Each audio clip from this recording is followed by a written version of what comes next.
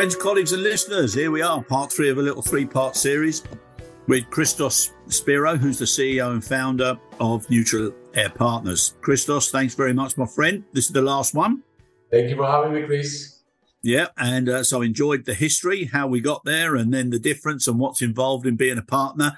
And now we're on to the actual products themselves. So the 5 that I've listed for myself, which is NAX, NAV, NAF, NEC, and NEX. Okay, so I like the consistency there, and obviously the small e for the e-commerce. But if you can just elaborate on those 5 products for us, and then I've got a few questions for you.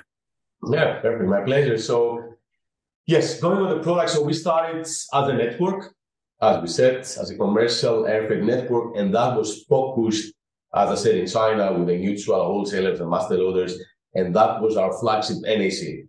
That's where we started.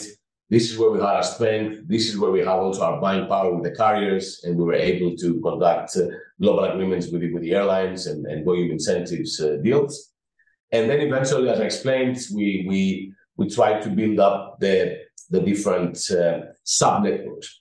So as I said, we started as a network. Now I would say, we call ourselves an air cargo logistics ecosystem. Yeah. One air cargo logistics ecosystem, 6 sub-industry networks.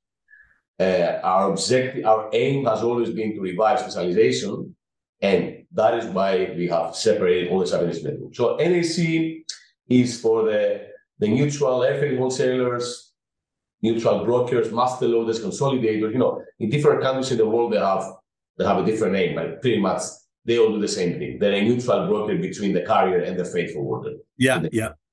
That's where we started.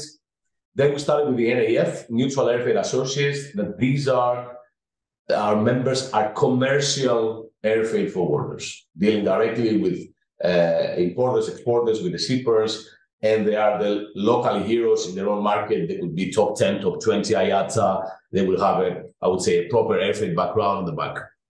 The third product, the third sub-network we started was the NAX 24/7.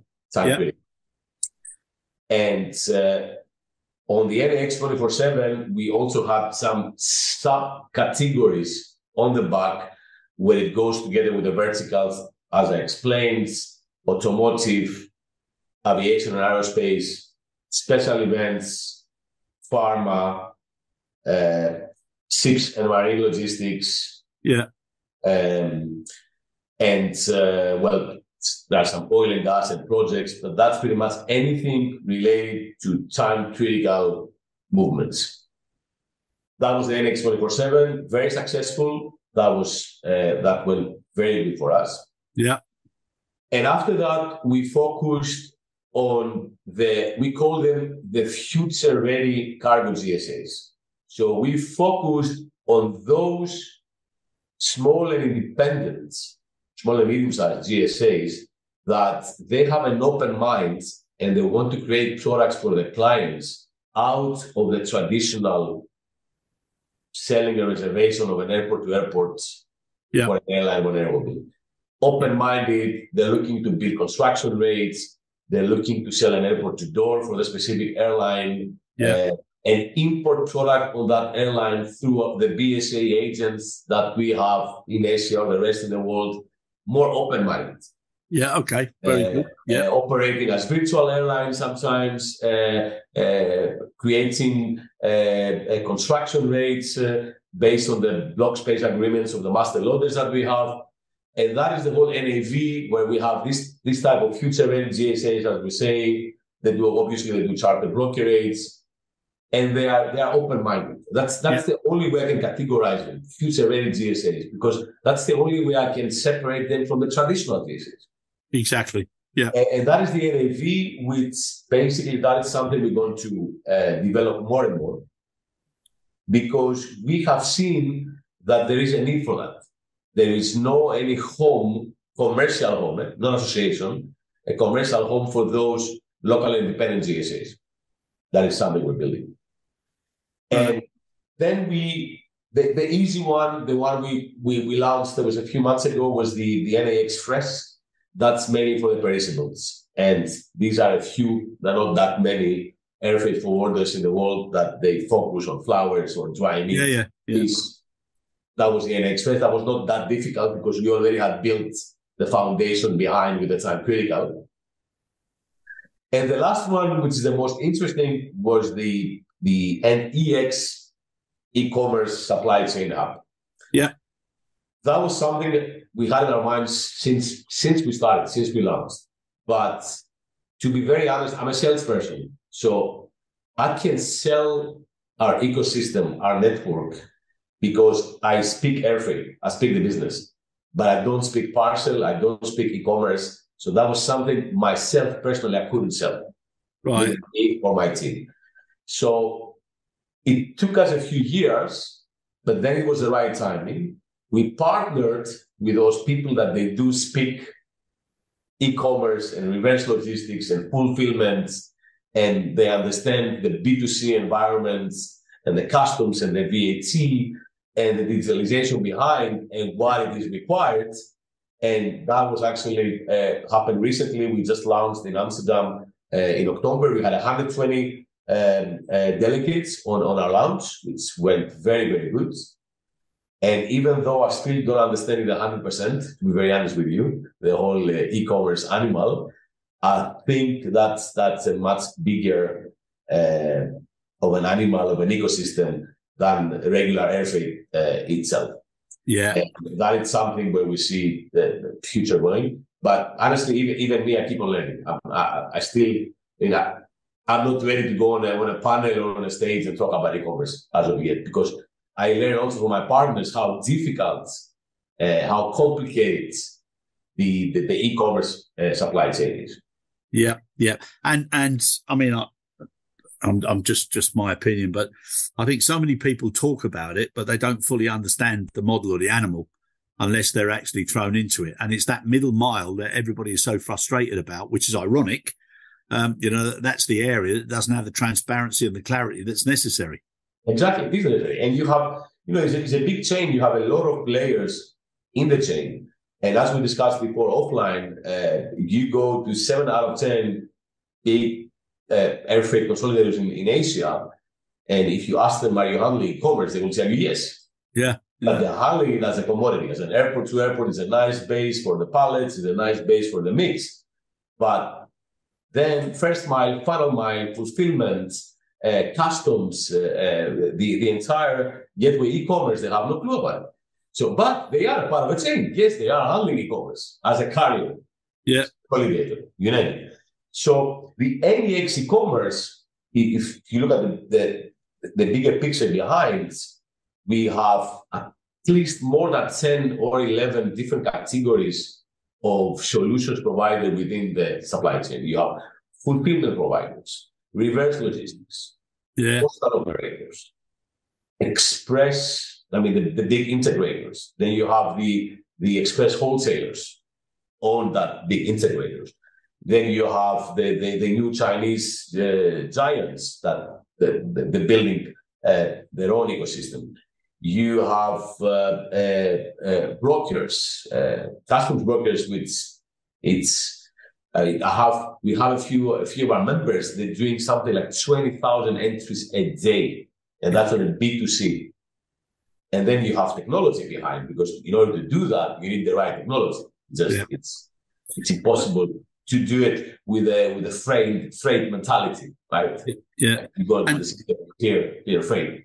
Yeah, and it's I actually think it's something good, because the carriers and the GHAs now they've really got to change their mindset, and the way they handle it, the way they control it, the labeling, RFID, how you can track and trace the pieces. I mean, that's the way it's going to have to go, and that's one of the areas that's always caused problems for the traditional relationship. Yeah. And I have to admit, on that point that you mentioned, I have to admit that recently I see a huge improvement in the entire cargo industry. I see from the airports, they create special divisions for the e-commerce. I can see the same thing from the airlines. You have a head of e-commerce now. A lot of airlines that have a business units. Yeah. And recently, what we have seen also as a mutual partner, the airlines, first of all, they have an SME business unit. I'm dealing with a lot of carriers that they have their own department. Yep. The small and medium-sized freight forwarders because they want to diversify the client base. Yep. And then you see them focusing a lot of e-commerce. They have a special unit, special division, head of e-commerce. And this is changing nicely, I have to admit. That was very fast. I was surprised personally. Yeah. But it's like you said, when people don't have a full insight or it's not something that comes second nature from what you've had in your career for 5, 10, 15, 20 plus years, it's something that you do need to get hold of because otherwise, that move from the traditional to the legacy is far too slow. Absolutely. Absolutely. And it's, I'm really like same as you. I'm so pleased to see the way it's changing and some of the initiatives now, the tripartite agreements, there was one recently that was just there, with an integrator, but with an e-commerce provider and also a carrier and then a big major GHA. That's the way it's got to go forward because everybody learns and they bring on a new way of thinking and it's a very positive disruptor way of improving a business. Yeah, but I agree with you. Also the ground handlers, the GSAs, huge improvements. I mean, the way they manage it, the way they handle it, yes, it's yeah. And also some of the things, if they learn from it, if you look at maybe, I don't know, 30, 40, 50 major airports in the world, the amount of throughput you can gain from doing things so much differently is immense. Absolutely. Yeah, it's incredible. Now, for yourself, with all of these products, the USPs that are provided to your membership, what would you say they focus on? Okay, the one is like we still are the only, I would say, air cargo focused commercial organization or ecosystem. You call it. That's the number one. Number two is we filter all our members, so we have the best of the best in every single region. And when I say best, it's not about revenue or turnover. It's about knowledge. It's about the knowledge behind it. And then we're still keeping it, even though we're growing. We are a boutique organization. Yeah. And all our employees, we are from the business. We know the business. So we know what we sell. We're not just we don't just accommodate events or a networking platform of bringing people together. We know the business and I can tell you stories of a lot of merger and acquisitions or big partnerships just within the network. Yeah. Right? Bringing the right people together, making the right introductions, because we are the ones we know how that company in Mexico, which they specialize on XYZ, can fit with that company in Europe and so on. We have seen takeovers and mergers and acquisitions within the network. And another thing we do is we create products because that's a bit funny, I would say. We own the stage, right? As a network, we bring them together. We own the stage, and we have 300-400 local heroes on the stage, our members.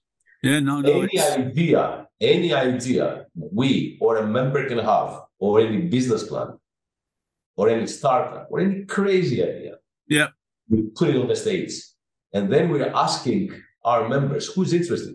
Yes, in their hands. And then 3 months after, there's a new company out there with a new idea, with the right investors and people that they are from the industry. They know their business. Yeah. And, it's very difficult for me to mention that as a benefit in a marketing material or on the website. Yeah. But it is one of the real benefits we're offering. There's a lot of indirect benefits behind from the networking of like-minded experts. Can I ask you something? Yes. I mean, obviously, with such a large and it's a considerable membership, and you look at some of the problems that people are, constantly talking about now, and it's always on every single conference where, you're talking about getting the new generation into the business. How do organizations fill their own vacancies with the right people? What sort of motivational, introductions to an organization are there to keep people? How do you develop your people? Does your membership look at things like that as well? Yes, they do. They do. I mean, recently there are a lot of problems to find young people interested in our business, which for me is very strange because I see it's international business. We travel around the world. Yeah. With our partners. I mean, I cannot understand how the young people think, but that's a different story. The truth is, the fact is, they're not interested. But maybe it's the wrong way we brand or promote our industry. Yes. I don't know. We do something wrong. Definitely. And what about for internal within the members, how they offer exceptional development training or from management to leadership type approaches to help the people that are already within your members stay within your membership and feel that it's one of the benefits of being in the membership that they're able to get access to some specialist development. Yes. We run a few programs where we have courses and seminars. That could be on management or on young people. We organize some conferences that we invite only people below 30 years old, small ones, boutique ones. Yeah. Like in Europe or United States, 30, 40 members that will come in. But these are actually the young operators that they cooperate, they speak each other on an email, they haven't put a face up front, and that creates, nice friendships and nice partnerships.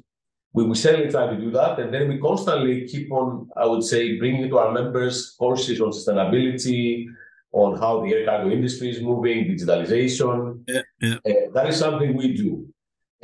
Talking about that, the only complaint, I wouldn't say complaint, something that I cannot understand yet is, a part of our members, a big part, they are so-called air freight forwarders.